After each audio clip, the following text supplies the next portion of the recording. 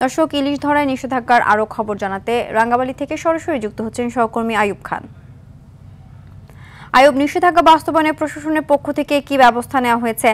জেলেরা নিষেধাজ্ঞা মানছেন কিনা জানাবেন। হ্যাঁ চিন্থিয়া, আপনাকে ধন্যবাদ। ইলিশ প্রজনন বৃদ্ধি এবং মৎস্য সম্পদ রক্ষায় 22 দিনের নিষেধাজ্ঞা জারি করেছেন সরকার। আজ 4 অক্টোবর মধ্যরাত থেকে কিন্তু এই কার্যকরটি শুরু হয়েছে, নিষেধাজ্ঞা শুরু হয়েছে, চলবে 25 অক্টোবর পর্যন্ত। আপনি যেমনটি বলছিলেন যে নিষেধাজ্ঞা কার্যকর কিভাবে হচ্ছে, তবে গত মধ্যরাত থেকেই কিন্তু সকল জেলে ট্রলারগুলো ঘাটে ফিরছে।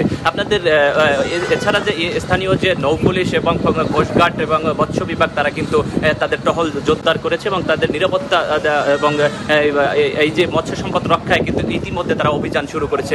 চিন্তি আপনাকে একটু জানিয়ে রাখি যে আপনারা জানেন যে গত কয়েকদিন কিন্তু সাগরের যে নিম্নচাপের প্রভাবে কিন্তু সাগর উত্তাল হয়ে ওঠে এবং শেষের দিকে কিছুটা জেলেদের জালে কিন্তু এই ইলিশে ধরা পড়ছিল, কিন্তু শেষের দিকে নিম্নচাপের প্রভাবে কিন্তু সাগর উত্তাল থাকায় কিন্তু নিষেধাজ্ঞার কয়েক ঘন্টা আগেই কিন্তু ঘাটে এসে নিরাপদ আশ্রয় নিতে শুরু করেছে এই জেলের ফিশিং ট্রলারগুলো।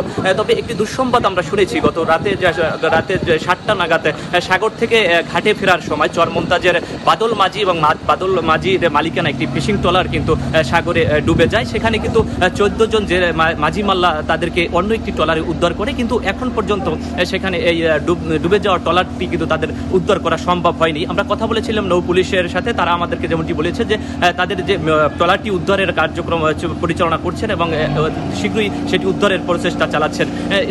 চিন্তি, আপনি জানেন যে এই উপকূলে কিন্তু অনেক জেলে পেশায় যুক্ত রয়েছে, সেক্ষেত্রে 22 দিনের নিষেধাজ্ঞার ফলে কিন্তু এই মুহূর্তে কিন্তু জেলেরা কিন্তু কর্মহীন হয়ে পড়বে। এই ঘাটে এসে কিন্তু আপনারা দেখছেন এই মুহূর্তে যে ট্রলারগুলো আমার পিছনে রয়েছে, ক্যামেরা পার্সনের মাধ্যমে যদি আমি একটু দেখাই, যে পিছনে যে ট্রলারগুলো দেখছেন এই সকল ট্রলারগুলো কিন্তু সাগর থেকে গত রাত থেকে কিন্তু আজকে পর্যন্ত কিন্তু ঘাটে অবস্থান করছেন।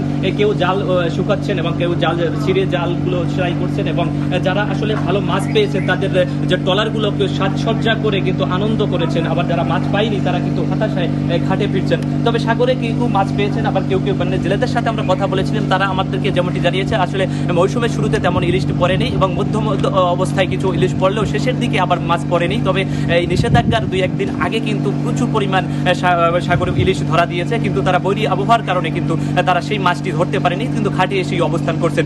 জেলেরা বলছেন আসলে নিষেধাজ্ঞার সময় যে সরকারের পক্ষ থেকে যে সহায়তা দেওয়া হয় সেটা আসলে অপ্রতুল, সেটা তাদের আসলে হয় না। 30 কেজি করে চাল দেওয়ার কথা জানিয়েছে মৎস্য বিভাগ। তবে জেলেরা জানাচ্ছে যে নিবন্ধিত এই রাঙ্গামালী উপজেলায় নিবন্ধিত জেলের সংখ্যা রয়েছে 16,960 জন। তবে এছাড়াও কিন্তু প্রায় 1.5 লক্ষাধিক মানুষ এই জেলে পেশার সাথে যুক্ত রয়েছে।